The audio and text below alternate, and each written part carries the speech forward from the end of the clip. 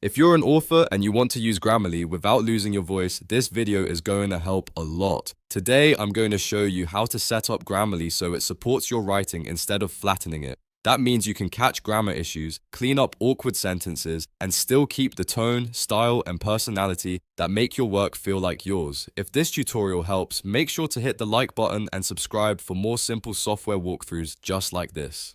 Alright, let's jump in. The first thing you want to do is open Grammarly and make sure you're working in the right document or writing space. Once you're inside, look for the G icon or the Goals tab in the sidebar. This is one of the most important parts of using Grammarly as an author because it tells the software what kind of writing you're creating. Instead of letting it make generic edits, you're teaching it to understand your intent. Click the G icon or open the Goals panel and then start setting the writing style to match your project.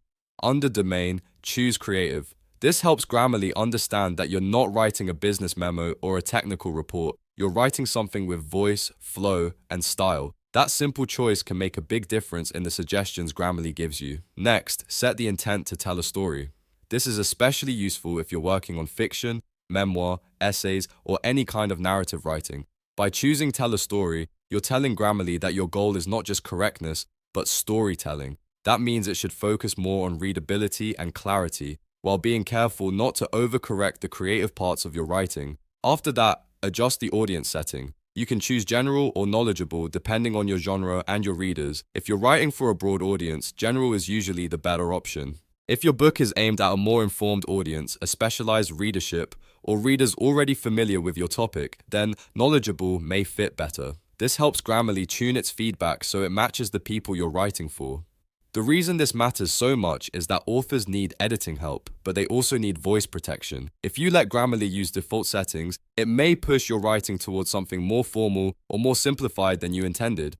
But when you customize the goals, you're much more likely to get suggestions that improve grammar without stripping away style. Once your goals are set, continue writing or pasting in your text and review the suggestions carefully. Don't accept every change automatically. Look at each recommendation and ask yourself whether it improves the sentence or weakens your voice.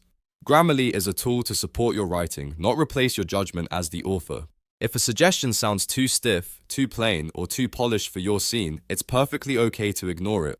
A good rule is to use Grammarly for mechanics, clarity, and consistency, while trusting yourself for tone, rhythm, and creative expression. That balance is what makes it powerful for authors. You can also use this setup when revising chapters, editing blog posts, writing book descriptions, or polishing author emails. Anytime you want strong writing support with a creative feel, these settings can help.